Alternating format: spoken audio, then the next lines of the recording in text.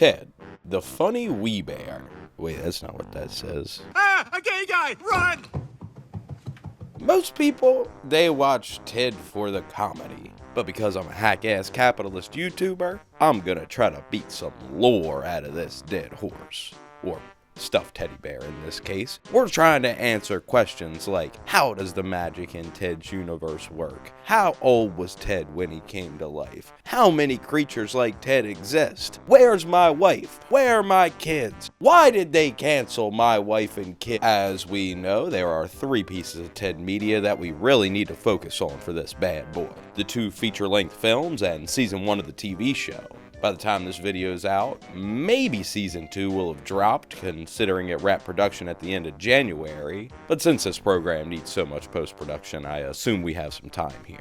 I've also heard rumors of a Ted cartoon, but that doesn't make any sense to me. Doesn't that defeat the whole purpose of having a talking teddy bear in the real world? If everything is a cartoon? I don't know, whatever. Not the point of the video. The point that I'm trying to make is, Ted creator Seth MacFarlane has kept things pretty consistent with Ted's behavior and development, as well as the world around him, for the most part. But despite the fact there's only 2 films and 7 episodes to keep track of, it's kinda complicated dissecting Ted Lore. The most recent piece of media coming first in the actual timeline outside of a very small section of the first movie. So instead of trying to handle this chronologically, let's handle it chroniclogically.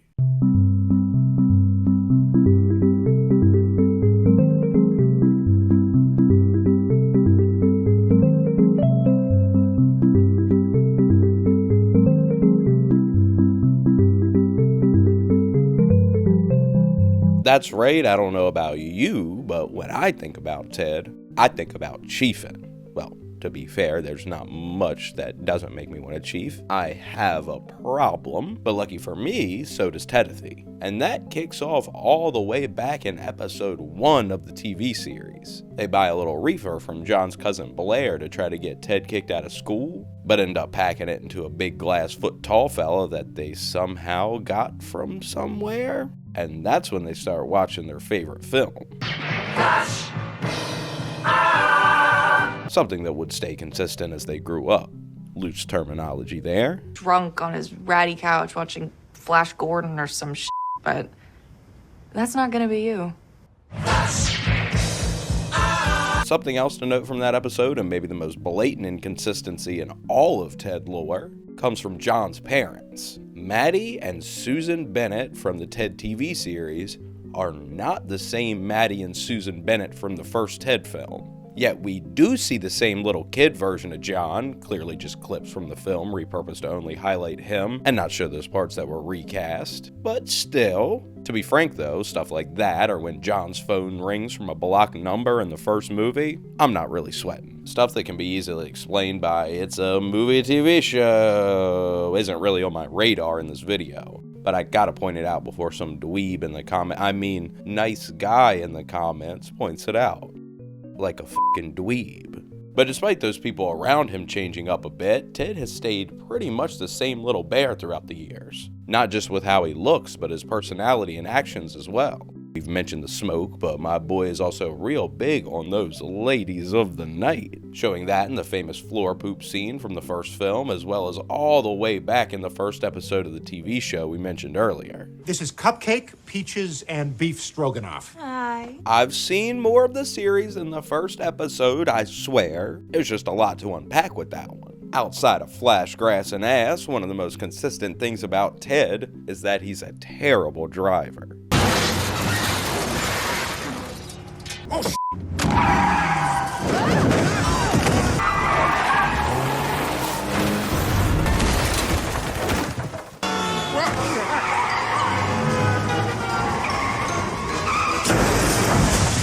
you know what nobody ever talks about with drunk driving? How fun it is. Maybe it's because he's always a little intoxicated, or maybe it's just because he's way too short to see over the steering wheel. But no matter where this little bear drives, he crashes. Not sure why, how, or if he even got his license. Another thing we see all throughout Ted media are these comparisons to Jesus. Whether it's him being something Jesus directly did, or him just straight up saying he's Jesus. Now, I'm all for a silly little fuzzy Christ figure, but is this more so just indicative of Seth MacGriffin's sense of humor? Or is there something more to all these parallels with the medium man upstairs that Ted keeps bringing up? Probably not, right? So, we just don't care that I'm Jesus, huh? Mecca lecca hi, mecca heiny. Speaking of water, outside of the parental recasting thing, the most glaring inconsistency I noticed was whether or not Ted should get wet. You expect me to Google Ted Rule 34 and show him with a big fat pussy for this joke, don't you? Well, I'm not gonna do that. I need to unhorny my audience. But it seems that the people behind Ted couldn't even keep this factoid consistent within one season of television. Television being another loose term here, it's 7 episodes all released at once. In the second episode, Ted says this: I'm not supposed to get wet! But 2 episodes later, he showers. Was he just lying so he wouldn't get a swirly? Either way, it didn't work out and he seems okay to me. But then in the last episode of the season, Blair uses water to threaten Ted. And it actually works. I mean, come on. I'm trying to flush this out over here. No pun intended. Actually, I swear to God, I just wrote that. I'm possessed by the gods of corny writing. As Hemingway said, I wonder what this gun tastes like. We talked about John growing up and changing, but we see Ted get older in some ways as well. Like, listen to his voice when he first comes to life. Merry Christmas, everybody! That's seemingly the same voice you hear when you press on his chest. I love you! But then a few years later, when he starts to grow up. Oh, come on, I do not sound that much like Peter Griffin. Is that one of the reasons nobody seems to recognize Ted anymore? Was losing that cute voice a big part of why he fell off, Peter Pan style? But you would think people would still recognize what seems to be the only walking, talking, sentient teddy bear, right? The narration at the beginning of the first film says that magic was thought to be gone long ago. So until he came to life, I don't think we had anything else inanimate, let alone toys, walking around and speaking. Plus, he was on Carson, for God's sakes. I'm not 146 years old, but that seems like a pretty big deal. The narrator does say, no matter how big a splash you make in this world, eventually nobody gives a shit. In both the first film and the first episode of the Peacock series. But at times, people not recognizing Ted, especially during the TV show, gets pretty outlandish. Even more so considering we're barely half a decade removed from Ted being on top of the world. That's like nobody recognizing, I don't know, who was super popular 5 years ago and then fell off. Katy Perry, Bhad Babie. I don't think she had it like maybe Bhad, but she's pretty popular. Those songs slap. I don't know who wrote those, but those songs slap. White J's, white Porsche, white wrist. No, you're gonna get so much. People are gonna be like, "What the are you talking about?" Miss Whitman came out. Look, Levon. There's Levon. Levon cheated on her with fucking Alabama Barker. Look. Bhad Babie drags Alabama Barker for mentioning her daughter 2 hours ago. Like, this is an ongoing but she's not thing. like putting out music. Yes, she did. She dropped Miss Whitman. She dropped 2 diss tracks in less than like a month. And then Alabama's now dropping 2 diss tracks about her in about a month. It's going back and I've forth. never even heard of this Alabama Barker person. She is Travis Barker's daughter and Shanna Moakler's daughter, the Playboy centerfold. And then he married Kourtney Kardashian. So Alabama Barker's like living in a Kardashian's house. But yeah, her baby daddy's AI Kanye verse. Yeah, Bhad Babie used Kanye's track. Like, she rapped over Kanye's sample. This is when I wrote the video, okay? Mm-hmm. This is when the video is coming out. Yes. All right. So, yeah. You're I don't know. That's not good. I'm just saying that's not good. I don't know. Let's go with Katy Perry. But like, imagine if Katy Perry was the only pop star. Like how Ted was the only talking teddy bear. Would it be that easy to mistake her for Bob Ross? Even if her license said that? I know that's the bit. He looks nothing like Bob Ross, but still, to me, it's indicative of a much bigger plot hole. In the episode after that, when Ted and Blair go to the Halloween party, people are excited to, hang out with Ted, but they keep referring to him as just a teddy bear instead of by his name. Like they don't know who he is. They only know he's a sentient teddy bear.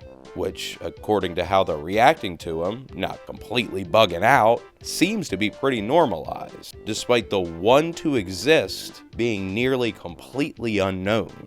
But to be fair, the professor, despite how he acts when first meeting him, is very aware of Ted.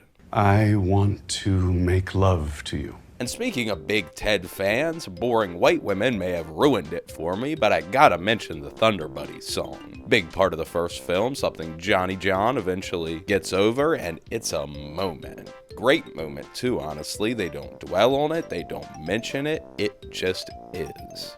Please, just try.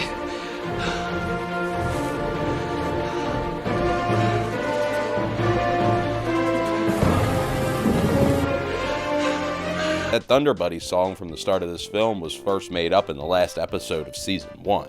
Really strong marketability to go out on, but the Stephanies, Ambers, and Morgans of the world have me like, I'm trying to get excited about it. I also find it interesting that Ted clearly inherits John's fear of thunder, which makes me wonder, how much of Ted's personality as a whole is determined by John's thoughts and feelings? With Ted being so all over the place with his jokes and bits, and us seeing two such vastly different versions of John, you might think that this would be a tough question to answer.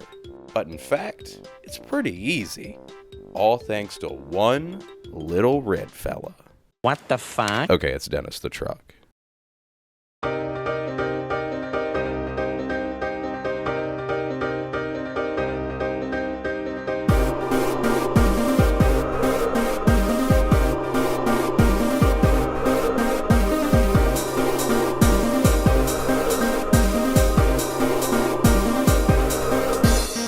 A lot of this video so far has been about how Ted is the only sentient teddy bear, but he's not the only sentient toy that we see.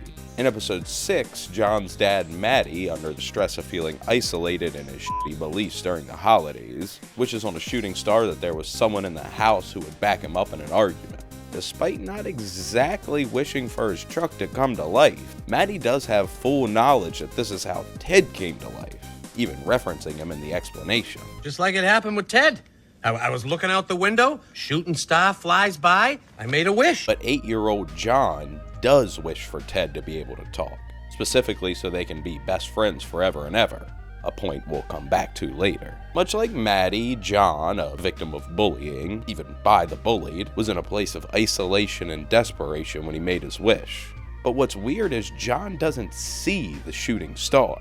It just happens to fall a few moments after he makes the wish and falls asleep. So it's strange that Maddie would somehow know that's how it worked with Ted. And honestly, the same could go for Mila Kunis at the end of the first Ted film, when she wishes Ted back to life after he was ripped apart on Fenway. And it's interesting that the start of this film mentions the power of a child's wish, when 2 out of the 3 wishes were made by adults. But that's not the only weird inconsistency between the two cases. Based on how his voice changed, Ted seemed to be a child when he came to life, while Dennis, based on his political talking points alone, is clearly closer to middle-aged. Is that just a reflection of the person who wished him to life? Probably, right? But that kind of brings us back to the question that got us here in the first place. How much of the wisher's self is reflected in the toy that comes to life? If you judge by how Dennis acts, it's apparently a lot. But how much exactly? I have thoughts of men! Kinda up in the air. Maybe Maddie will come out in season 2, clear things up a bit. But Dennis isn't the only character who's an interesting cog in this universe, though. Eagle-eyed Ted fans probably already noticed this, but Ted and the Bennett family aren't the only reoccurring characters we find in the series. Mr. George, the unlucky and loved teacher that Susan Bennett eventually has to substitute for after he's caught yelling at his junk. You're not gonna let me I'm not gonna let you pee! Actually seems to turn his life around, getting a doctorate in medicine after losing his teaching job, and looking way more youthful in his new position. Now, you might say these are clearly 2 different characters, both just played by Julia Sharp, a former writer for The Cleveland Show and something called Family Guy, but I say, I don't give a f. Stuff like the evil nasty fella Donnie loving that I Think We're Alone Now song, and Tawny pranking each other back and forth during both endings just kinda more so shows off how these movies happen back to back. But another element from these films that I connected to the series was child labor. Okay, hear me out. In episode 4, Ted states he was made by a kid in China. But how can that be when we learn in the second Ted film that he was made by a Hasbro? Unless... And that article was from 2018. If it was bad then, imagine how bad it was in 1985. Judging from how those geezers act in the comments section of my Muppets video, that seemed like the ding-dang Wild West. And I mentioned it earlier, so I might as well knock it out of the way. It seems like the whole inciting incident of the first film happens way back at the end of episode 4 of the series. Sure, you can mention how John wished for Ted to come alive so they can be friends forever, but after their separate Halloween adventures go so wrong, they vow to never spend any time apart ever again, which is kind of the whole conflict of the first film. In the second movie, we learn that Mila Keeners was still trying to change John, who seemingly regressed back to hanging out with Ted and partying all the time, before him and his girlfriend eventually just broke up, which then left her absent from the second picture altogether. We don't know for sure that it was John still being so rock and roll with Ted that drove her off, but based on context clues, I think that's a pretty easy assumption to make. Oh my god, deja vu. And another thing that seems to never change about our boy is the fact he loves some Bud Light. That's what I'm talking about, a fellow man of taste. Yum. Yum. Yum. So editing this, I actually figured out that John is drinking Budweiser in the first movie, and then Bud Light in the second movie, trying to watch his diet as he gets older. But as much as I love a little Bud Nasty in real life, how do we even know that Ted takes place in real life? Not like Ted's actually real and it's all a documentary, bottom of the iceberg bullshit. I mean, are Ted's universe and our universe the same? Well, that's one of those tough to answer questions. Now, it's obvious that we don't have actual magical teddy bears in our universe, allegedly. Honestly, if I saw that damn thing in my living room, I'd stomp on it until it was a small brown stick. But I guess what I'm asking is if Ted is the only real difference between the two. And unfortunately, to answer that, I'm gonna need to watch a third film. Oh yeah! Oh yeah! Had!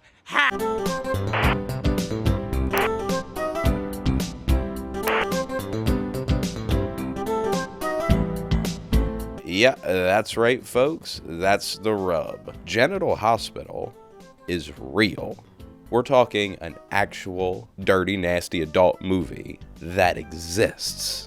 Now, I, being a sweet Christian young boy, didn't even know this was a real picture. But lucky for me, my friend and this video's co-author, Nellie, is a big pervert and told me so. In episode 3 of Ted, the quote-unquote plot of Genital Hospital is described, heard, and even shown a little, so I made a checklist and turned on this picture. And then... I jacked off! That's f***ed up. Like all of it, every part of that story. But after that, I went through my list to see how many of these were consistent between Ted's version and our version of the film. Maybe then, we can tell if his reality is just our reality. Again, outside of the talking toys. You are a toy! When Ted and John first start watching the film, Ted points out how the main character, who according to Susan later is named Dr. Sausage, is experiencing his first day at a new hospital. But neither of those elements are present in the actual film. No first day and no Dr. Sausage. And when it comes to who's specifically involved, Susan mentions 2 nurses and a doctor, if you catch my drift. But the closest thing I found to that scene involves side characters nowhere near the hospital, even though we did indeed get a scene with 2 women and a fella. No choking though. Also, John mentions a temperature-taking scene, which is literally how Genital Hospital starts, slapping up the title of the film right after she pulls that sucker out. You're hot, all right. But you could be hotter. but John says he won't get an accurate reading when referring to the person using the thermometer, so it's obviously not the same scene. And the little bit of genital hospital we see after John mentions that is indeed not an actual clip from the film. I can't believe I sat through the whole ordeal to figure that out, but even more disturbing is the fact that I noticed the actors, not the setting, but the actors, kind of seem to be modeled after the two in the final scene, or should I say, climax of the actual genital hospital. But again, clearly not the same picture. While we're on the subject though, the whole plot gets pulled away for this murder mystery that's got nothing to do with the hospital until the last half hour of this 90-minute picture. I swear we spend more time at this mansion, probably owned by the director, than we do at the titular genital hospital. There's also this repairman and a lady on an exercise bike, which I thought was just a cutaway gag, but end up being part of the plot too? What in the Pulp Fiction ass is going on here? Wait, what was the point of this video? So 0 for 5 on the list. This means our version of Genital Hospital and Ted's version of Genital Hospital are indeed not the same. And it's hard to believe just a teddy bear coming to life 2 years prior would have changed so many specific things about an unrelated adult film, all while keeping certain elements the same. So that means it's settled, right? Ted's universe and our universe are for sure different, right?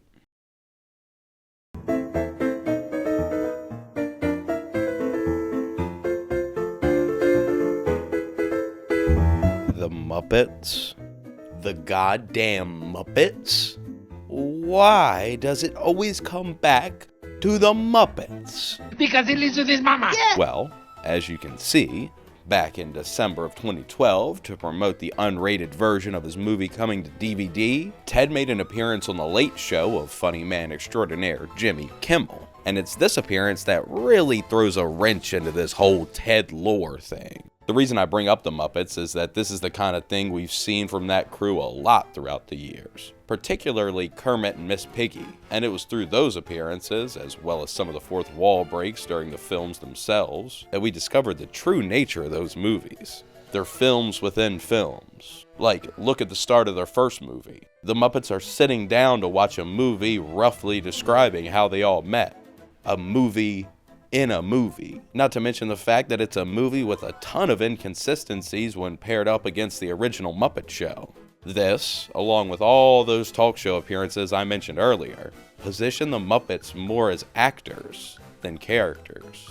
And so does Ted showing up on Kimmel. He talks about filming the first movie and how much his life has changed since its release. And since the first and second Teds are so closely related, I assume I can lump the sequel in with this too. Does that mean the Peacock series is just a show the actor Ted is making? Are these documentaries? Not like Ted's actually real and it's all a documentary, bottom of the iceberg bullshit.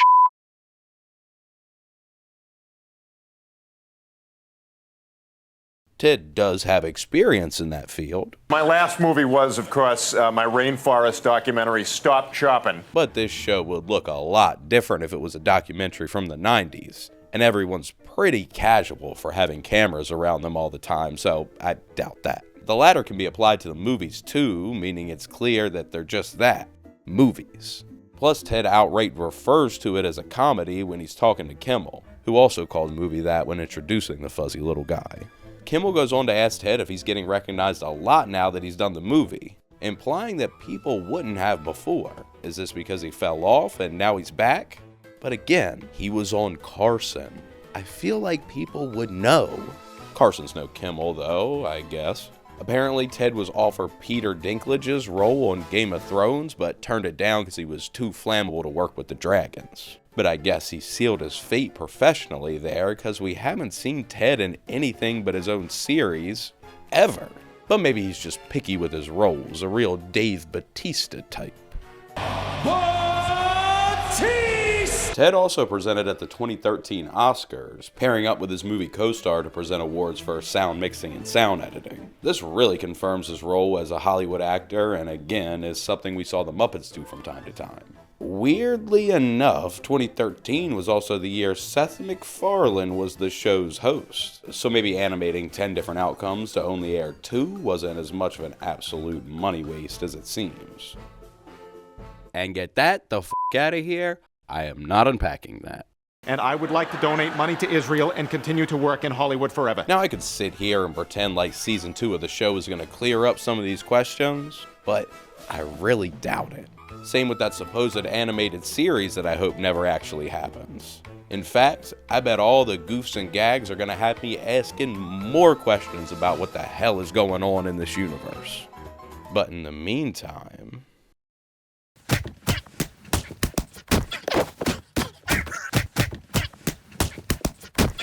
Oh, and it's funny that Ted can beat up Mark Wahlberg, but not a fat little kid, but Marky Mark can one-shot the child. A real rock, paper, scissors type situation.